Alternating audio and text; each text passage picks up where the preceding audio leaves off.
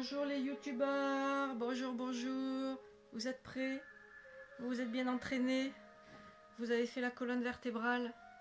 Bon, maintenant on va attaquer le diaphragme, ça c'est quelque chose aussi très important.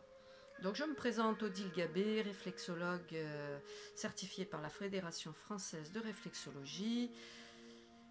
Je signale à toutes les personnes qui font des phlébites que la réflexologie leur est interdite et aux femmes enceintes qu'il vaut mieux aller voir un praticien. Je vous signale aussi que nous ne sommes pas là pour nous substituer aux médecins, nous sommes des techniques de soins complémentaires qui vont soulager votre stress et vos crispations musculaires. Donc aujourd'hui nous allons travailler sur le diaphragme qui est un muscle qui se situe sous la cage thoracique, qui soutient toute la cage thoracique et qui se rattache derrière à la colonne vertébrale et qui vous permet de respirer. Voilà. Donc il est souvent très contracté quand on est tendu, dès qu'on est stressé, dès qu'on respire mal.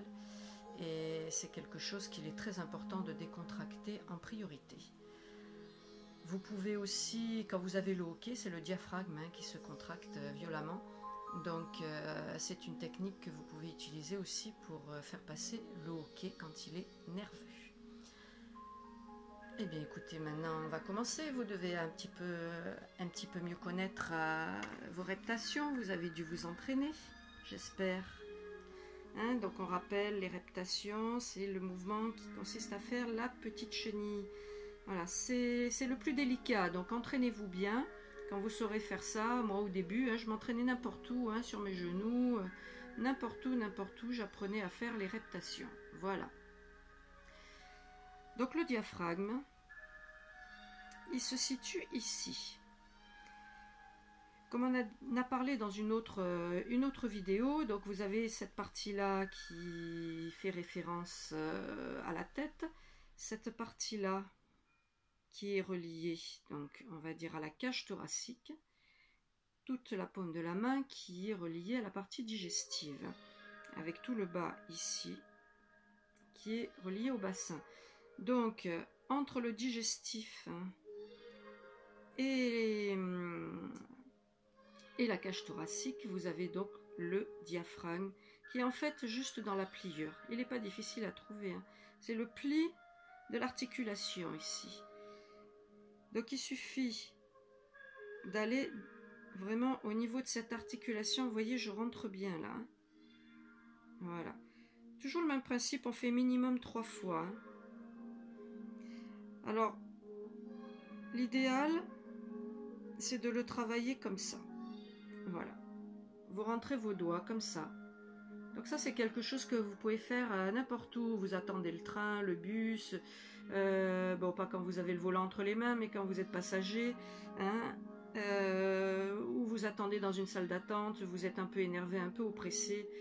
Voilà, vous allez passer un examen, vous avez le trac, voilà. Donc, le principe, c'est, voilà, vous faites comme ça, ok? Donc, vous mettez le pouce, là.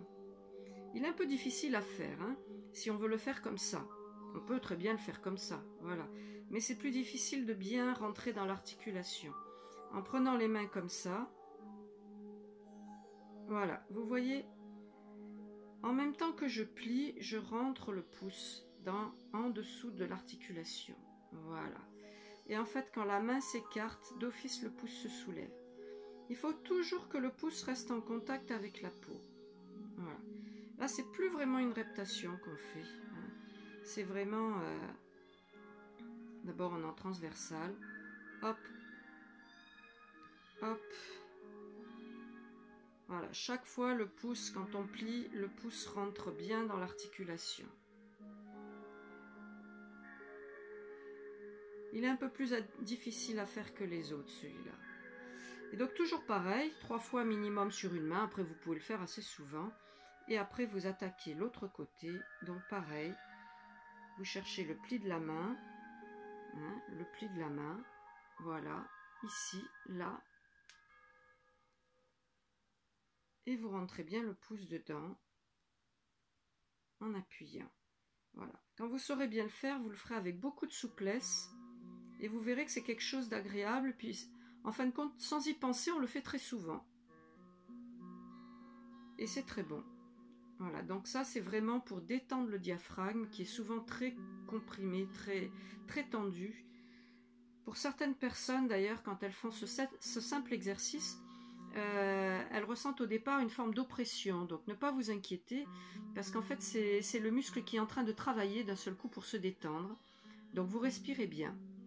Bon, toujours de toute manière le même principe, boire un bon verre d'eau régulièrement pour tout l'organisme, mais aussi pour le cerveau. Et aussi, comme on l'a dit, la cohérence cardiaque, ne pas oublier. Eh bien, voilà une technique de plus à votre actif.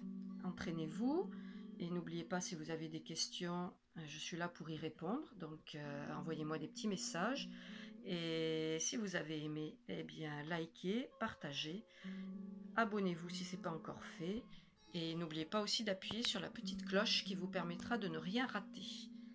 À la prochaine!